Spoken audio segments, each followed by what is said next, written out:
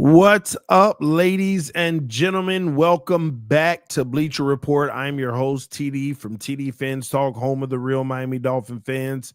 Make sure that you hit that fire button and let your friends and family members know that they can catch us post game every week for the Dolphins right here on Bleacher Report.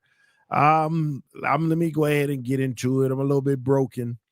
This team is done. The Miami Dolphins are officially done.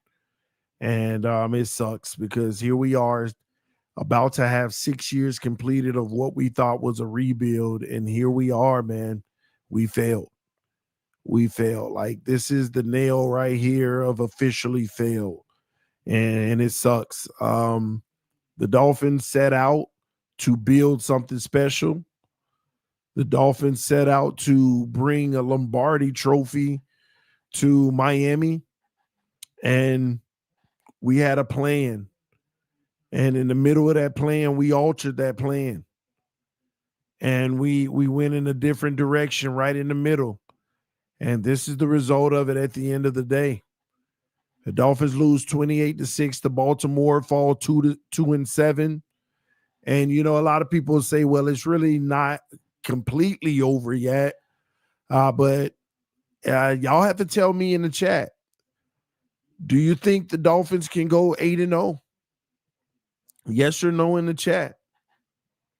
Do you think the Dolphins can go 8-0? That's what it's going to take to just make the playoffs. Can they even go 7-1 and hope that some luck of this team wins and that team loses? It just doesn't look good right now, and we're facing a trade deadline right here in our face. But we got to make a decision if we want to start moving players. Tonight's game was a big letdown. You can see from the beginning the fire and intensity from the team. But I'm going to tell you why we lost this game. Simply because we were outmatched. I saw the passion in the coach. I saw the quarterback trying to make plays. I saw the running back trying to run. I saw Waddle out there fighting. I saw guys trying to get a win. I saw a defense like literally putting their all into it. We just ain't got a roster that can compete with the best teams.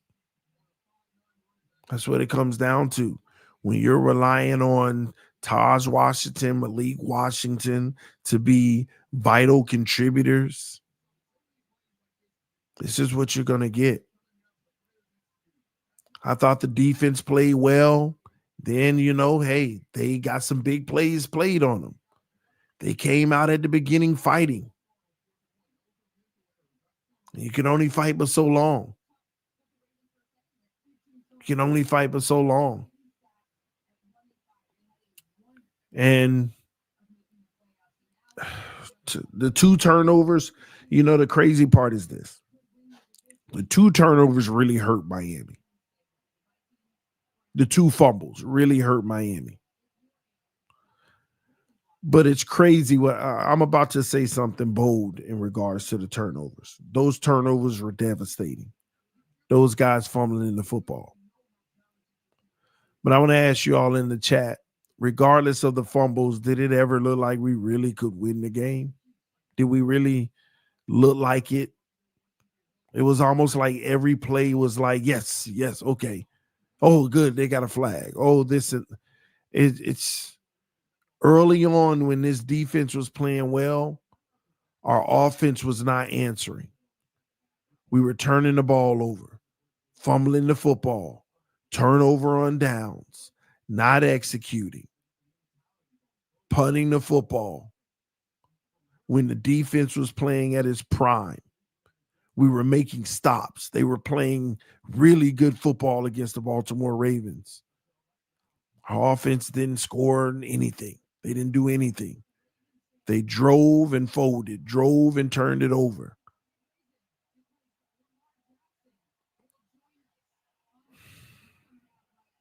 Opportunistic penalties, and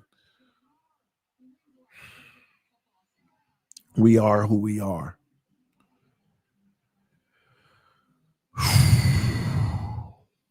We are who we are, which is not a good team. And we knew this. Dolphin fans, we knew this. We knew we weren't a good team. We were just hoping that we can figure out a way to become one.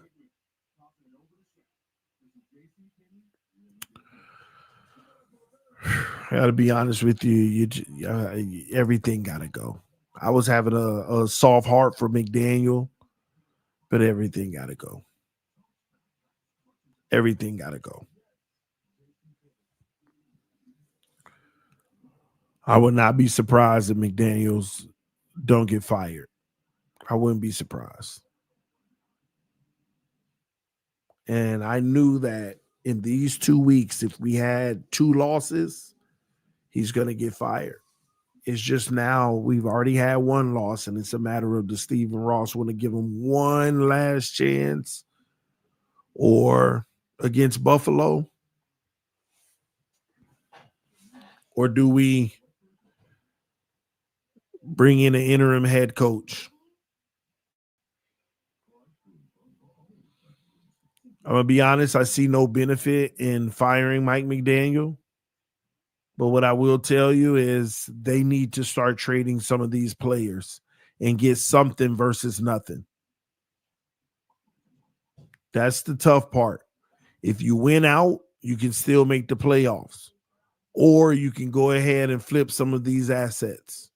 Trade a Bradley Chubb. Trade a Jalen Phillips. There's some guys that can be moved. You should be trying to move them right now. Set up our future better because we're about to clean up. Everything's going to be cleaned out. There ain't many players at all on this roster that's going to be on it in 2 years. There's not many at all. Literally less than 10 players that's on the current roster may be here in 2 years. You got to do what's right. This game here, I know some people, hey, I'm gonna be honest, what is there to break down in this game? What is there to truly break down? We just lost. It didn't even feel like we got owned or beat bad. It just felt like we were controlled the entire time. We were just controlled. Here's your loss. Bye.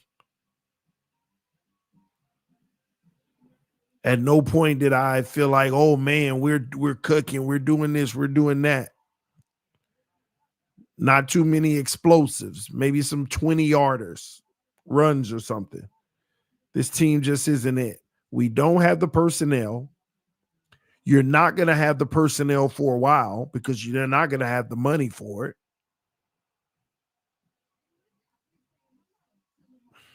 We got to reset the books and everything. Everything has to be reset.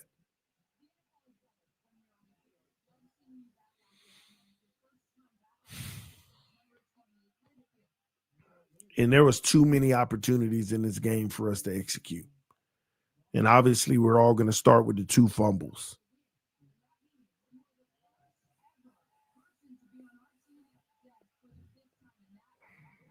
In the second fumble, I mean, the game was pretty much over.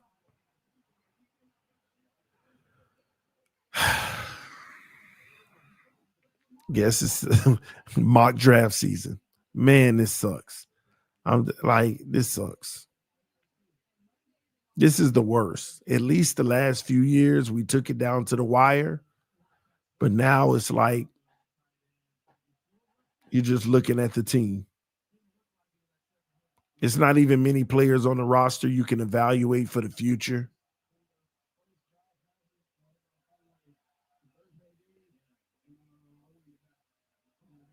We down bad. How do we get to this point? But we're here. All right. All right, so real quick, what the Dolphins need to do moving forward, I want to make sure I'm clear real quick. We need to make sure that we do what's best for the team and the organization and some of these players. Go give them a chance to compete. Bradley Chubb, you got to move him. You got to try your best to move him. I don't know how they feel about Jalen Phillips long term, but he's not worth a franchise tag. He's not worth the long-term extension. Do you let him go to the open market or do you trade him now?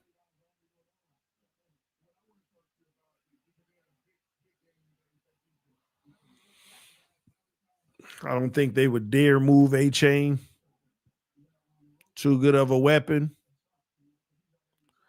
But it might be the A-Chain show for the next 2 years while we're figuring it all out. It's going to be the A-Chain show. The A-Chain show.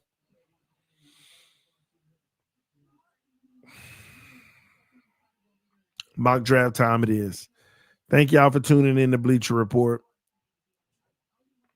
The Dolphins lose 28-6 against the Baltimore Ravens on Thursday Night Football, ultimately probably ending our season.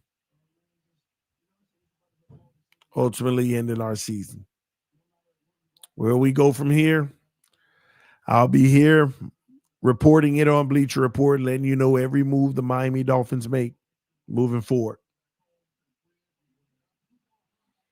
Man, love y'all. And remember, fins up no matter what. It's fins up no matter what. I will see y'all later, man. Y'all take care. Defeat Friday tomorrow. I'll see you then. Bye-bye.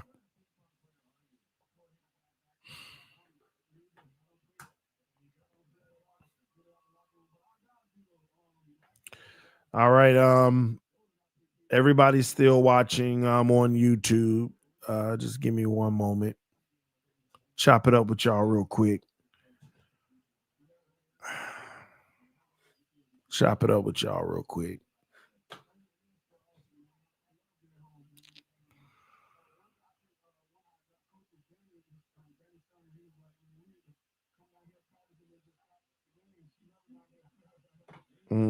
Lamar talking noise right now, man.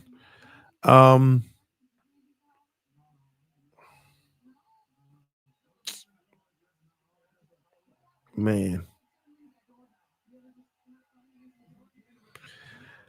I told y'all, man, Baltimore was going to try to bottle up the run.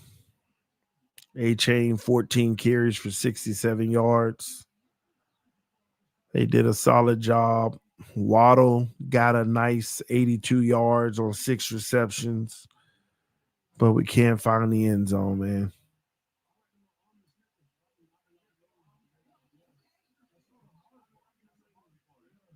No touchdowns. 3 turnovers. They said the Dolphins had 3 turnovers. What 3 turnovers? There were 2 fumbles. Not the turnover on down for the interception. I'm tripping. All right.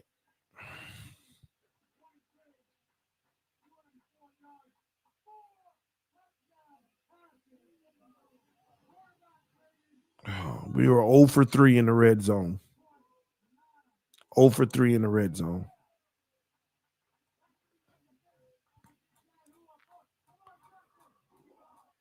All right, y'all. I'll be transparent with y'all, man. The Dolphins are so aggravating. They aggravate me so much sometimes, and it's stuff like this right here. And I'm not gonna sit here and act like I'm surprised. I mean, we all knew what was coming. This organization, though, man, this goes way back. This goes years back, man. This goes years back. I told you, I knew right when we fired Flores, and not saying that it would have been any better, by the way. But as soon as we fired him, everything was done under the with bad, not good intention. It was done to prove something that wasn't it. I've been telling y'all that. Ever since that moment, they got in panic mode. You just fired your head coach. You got a quarterback on the fringe. Man, we need to spend a lot of money and cover this mess up because we headed in the wrong direction, and that's what they did. They spent all that money and traded all them draft picks for star players, put it all together for this to be the outcome anyway, all so that you can try to prove that you made the right decision. And you had outs. You had opportunities to reset a long time ago. You had opportunities to cut bait or realize what you were dealing with. But instead, you concocted a season where you pushed all that money, getting stars. Ladies and gentlemen, when you spend that kind of money with all those stars, 9 times out of 10, you're going to win games because you got stars. You got Armstead, you got Tyreek, you got,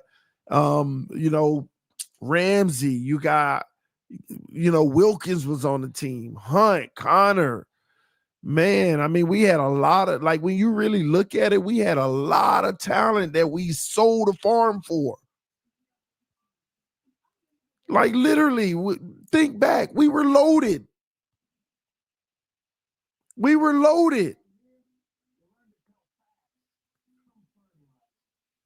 How fast we forget that we were loaded.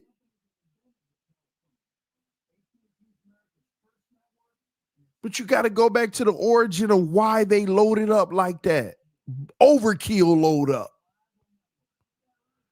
To win games, to say, see, I told you we could do it with this guy. All of this crap was just to prove that you could win with one guy. If you got to do that much, I'm telling y'all, the reason why this matters to me is because at that very moment, and I'm not saying Chris Greer would have made all the right picks, but you can't tell me we wouldn't have had another 3 premier players on this roster had we kept those 5 draft picks we gave up for Tyreek. Had we kept the Ramsey pick. Had we kept the Chubb pick. You cannot tell me that Bradley Chubb has been worth the money nor the draft pick while he's been here. You cannot tell me Jalen Ramsey has worked out to be worth what we invested. Only one has been worth it was Tyreek, but that was the major guy to hide flaws of your quarterback. I want y'all to think about the 10 plus draft picks that we forfeited that I don't care. 10 players, and that's not act like these weren't premier draft picks. Whole bunch of firsts and seconds. Tyreek alone was like a first and some seconds. Chubb was I forgot, second or first. First, probably.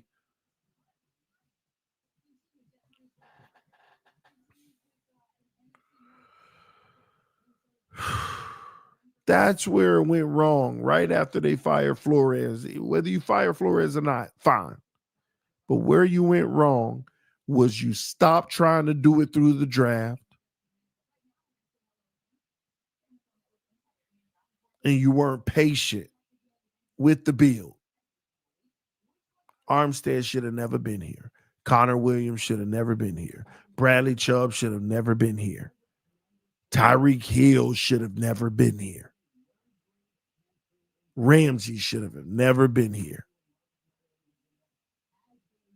So many guys, they should have never have been here.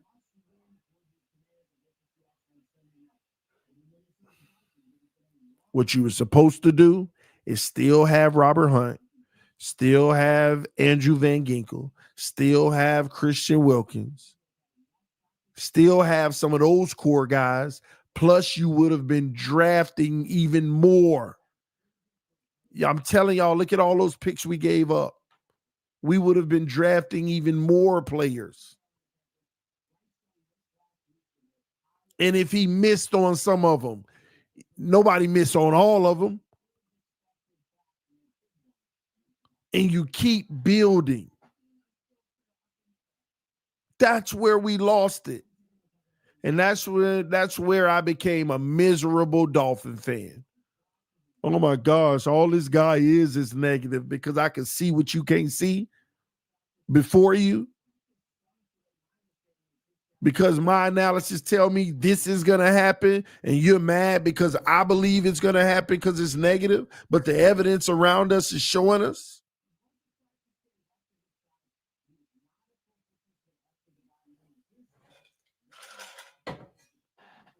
This era is over now. That's why I'm talking about it right now. It's been 6 years, but the last 3.5 years, I've hated that crap.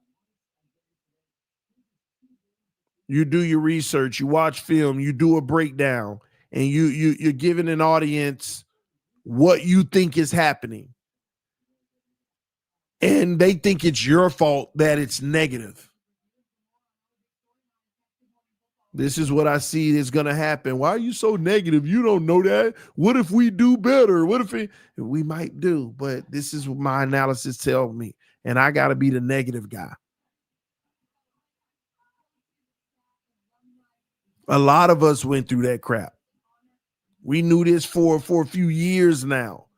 When you try to hide a boo-boo and it ain't healing, eventually that Band-Aid is going to get worn out. Everybody going to see it again. Everybody going to see it again.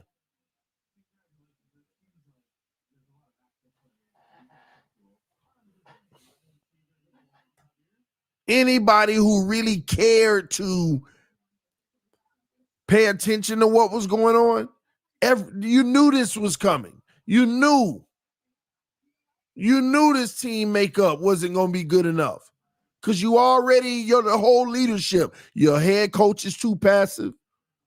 And your general manager seemed passive, to be quite honest with you. You get a passive quarterback that you're telling, we need you to be a real leader now that we've gotten rid of the bad guys. We need you to be the ultimate leader now. Now it's that final stage of step into your role. Y'all don't understand. They've been trying to build him this entire time. Drafted 5th overall. They've been building him this entire time. First thing they did, built him up. We just proved to people you can actually play the game, in which he did prove. He can play this game. But then it's like, let's show up in the big game now. It's time for you to take that next step. Never accomplished it. He never could. He failed. And we paid him anyway.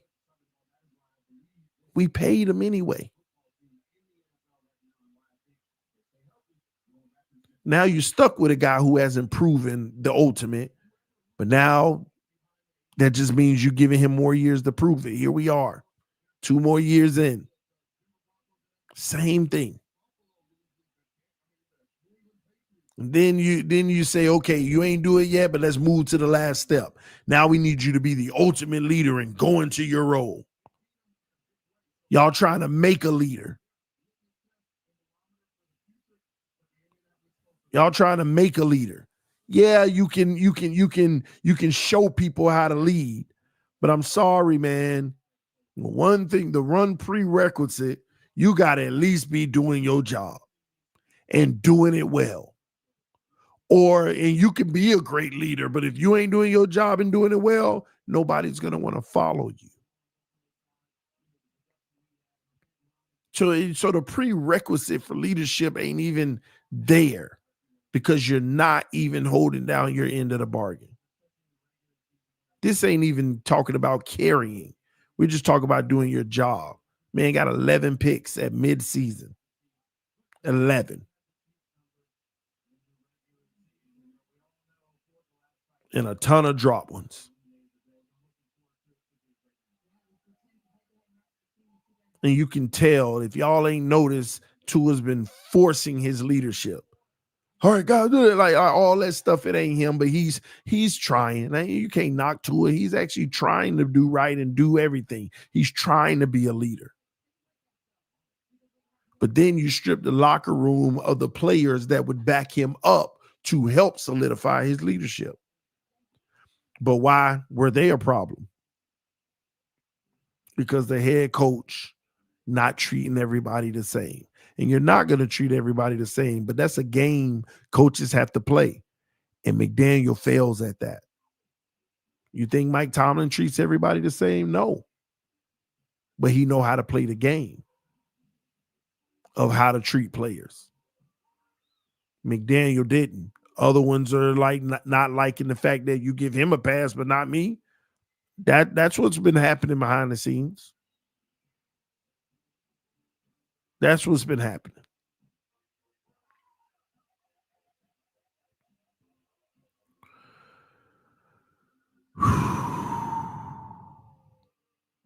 Billy said, who punched Tua last week for snitching, man? I'm going to tell you now, bro.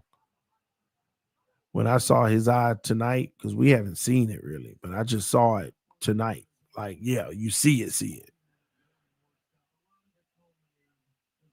I don't know if that's an illness. That's what they said, just like illness. I don't know. Listen, man, I don't know.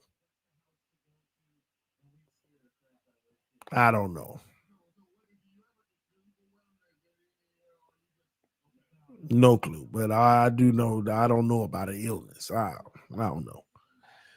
I just hope that they ain't having bigger problems in the locker room where they had to resolve some stuff.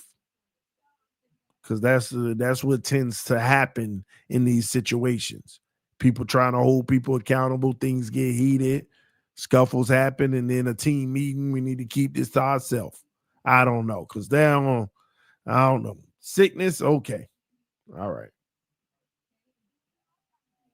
I don't know. That don't look right. That's all speculation about me, by the way, what I just said. But hey. But here we are. Ross is on the clock. Stephen Ross is on the clock. What is he going to do? That's all that matters. Let's find out. He should be embarrassed. Matter of fact, the Ravens spared us in the fourth quarter. I mean, we played defense and whatever, but they didn't get nothing because of us. We stopped them at the very end, 2 drives in a row. But yeah, I'm glad they didn't get that 35, because that would have probably been like 28-6 is already embarrassing, but you scaved off the humiliation. You were spared the humiliation. So Stephen Ross is on you. You had the crowd wearing brown paper bags and booing for majority of the game.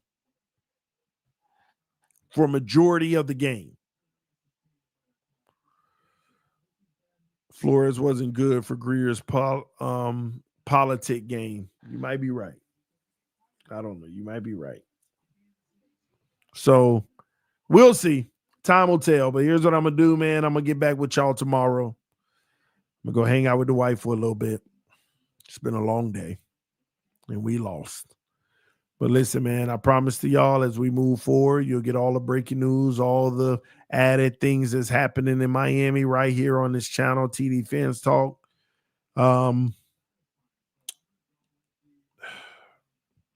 Sorry, Dolphin fans. We got to hope for next time. But it ain't over. Maybe we can go undefeated. I don't know. We'll see. All right, TD Lamar has 18 touchdowns in 5 games against the Dolphins, but they didn't want him when they could get him. I know it.